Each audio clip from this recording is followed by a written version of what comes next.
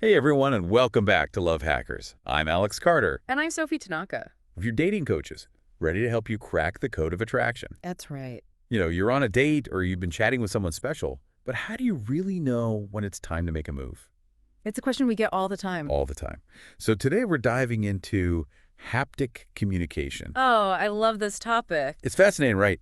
How touch and body language can actually speak volumes when it comes to attraction. Like a secret language everyone's speaking, but not everyone understands. Exactly. So let's start with something super common.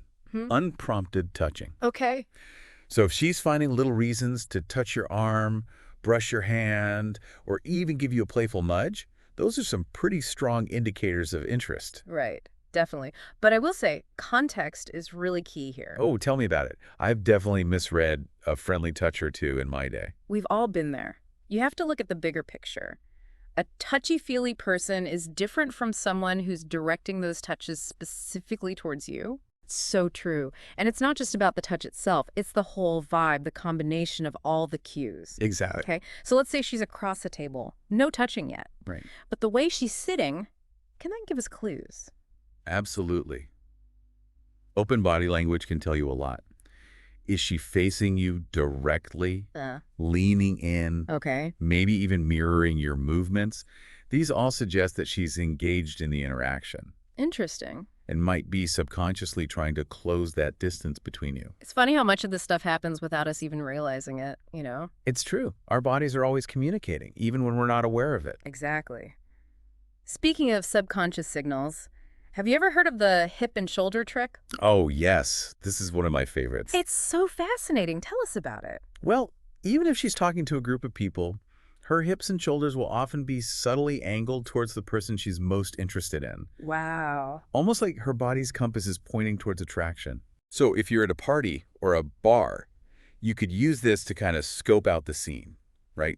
See whose body language is giving you the green light. You could think of it that way, yeah. But remember, it's just one piece of the puzzle. Right, right. Combine it with other cues for the full picture. Yeah. What about leaning in? Oh, leaning in is a great sign. When you're genuinely interested in what someone's saying, you naturally lean in to hear them better. Oh, yeah, definitely. And if someone's leaning back, it could mean they're not that into it, right? It could.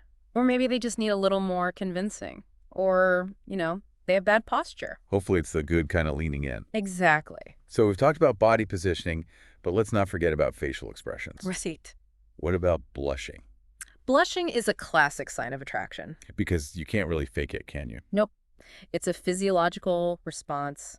Excitement, nervousness, maybe a touch of embarrassment. It all comes out in a blush. So if you're making her blush, That's a good sign. good sign, for sure. What about something as simple as a smile and laughter? Those are powerful indicators, too. A genuine smile, a shared laugh. They show she's enjoying your company, wants to keep the conversation flowing. It just creates this good energy, right? It really does. Shared laughter is a powerful way to build a connection. Absolutely. And then there's the flirting triangle, Yeah. eye contact. That gaze that moves from one eye to the other, down to the lips and back up again. Oh, yeah, that's a classic. I've heard about it, but what's the science behind that? Well, it suggests a desire to really engage with you, to hold your attention, and maybe even a hint of wanting something more than just conversation. Interesting. I have to be careful with that one, though. I once thought a guy was totally into me because of all the intense eye contact, but it turned out he just had something stuck in his eye. Oh, yeah. So it's all about looking for clusters of signs, not just one isolated thing. You got it. You want a constellation of signals. A constellation, I like that. Now, speaking of constellations, let's shift our focus to another piece of this haptic puzzle. Okay, I'm intrigued. Let's talk about reciprocation. Ooh, good one. So if you introduce some light, casual touches yourself, how does she respond? Okay, so it's a two-way street. Got it. Exactly. Now, if she pulls away or tenses up when you touch her arm or shoulder, Not a good sign. time to back off. Respect her boundaries. Definitely. But if she leans in, smiles, or even starts touching you back, Then you might have a green light. But again, Yeah. always be respectful. Make sure she's comfortable. respect is key. Mm. Always. Okay, so let's say things are going well. The vibe is good. You're ready to make a move. How do you do it without being, awkward? Smooth transitions are everything. Maybe suggest going for a walk, stepping out onto a balcony, finding a quieter spot away from the crowd. Create a little more intimacy. I like it. Exactly. And once you've got that space, you can really gauge her reaction. Move at a pace that feels right for both of you.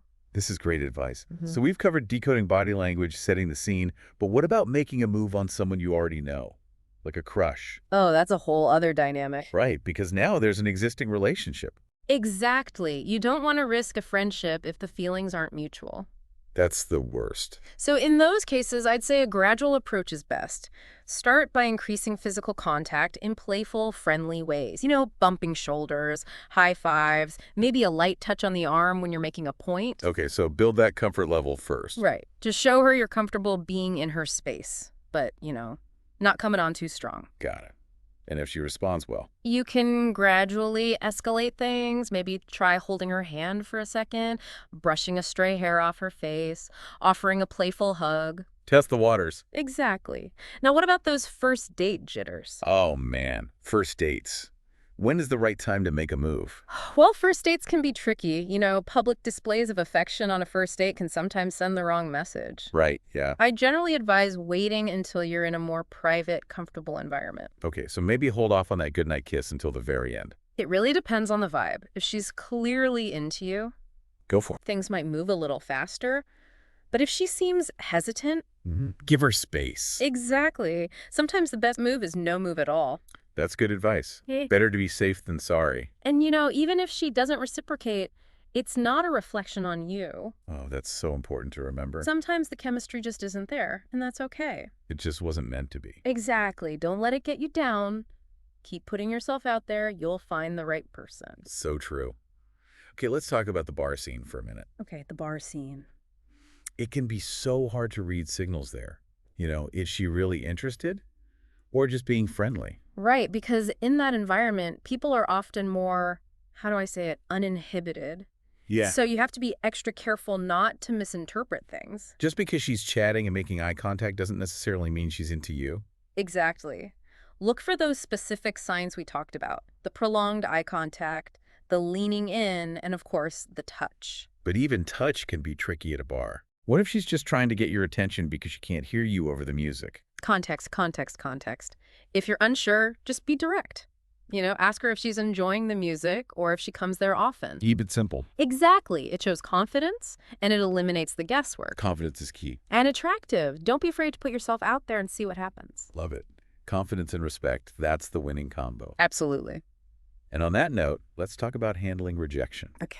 We all face it at some point, and it's important to remember it's not a personal attack. It's so true. Rejection is just part of life. It's how you handle it that really matters. So how do we bounce back from those not interested moments? How do we keep our confidence up? It's all about remembering that rejection doesn't mean you're not worthy. It just means you weren't the right fit for that particular person. It's easier said than done, though, right? Because it's so easy to start doubting yourself after a rejection. I know, it's tough. But try to remember, it's about compatibility, not about some universal measure of attractiveness. Okay. Yeah, that makes sense. And it's also important to allow yourself to feel those emotions. Like what? Sadness, disappointment. Exactly. Those are natural reactions to rejection. Don't try to bottle them up. So acknowledge the feelings, but don't dwell on them. What are some ways to process those emotions and move on? Talking it out with a friend can be really helpful. Sometimes just saying those feelings out loud can give you a new perspective. Yeah, it's like venting takes the sting out a bit. And a good friend can always remind you of all the great things about you. Absolutely. And try to focus on the positive things in your life. Spend time doing things you enjoy, nurture your friendships. Those things can really help boost your confidence. Rejection is just redirection, right? Exactly. It's Yeah. a chance to learn and grow, and ultimately it leads us to the connections that are truly meant for us. Love that. So well said, Sophie. I feel like we've covered so much ground today. From reading those subtle signs of attraction to bouncing back from rejection, our listeners are walking away with a whole toolkit for dating success. I hope so. It's been a pleasure sharing these tips. The pleasure was all mine. Thanks for joining us on Love Hackers, Sophie. Anytime. And to all our amazing listeners, thank you for tuning in to Love Hackers, your daily dose of dating advice. Don't forget to subscribe, like, comment, and share this episode with your friends. We'll see you next time, and remember, happy dating. Have fun out there.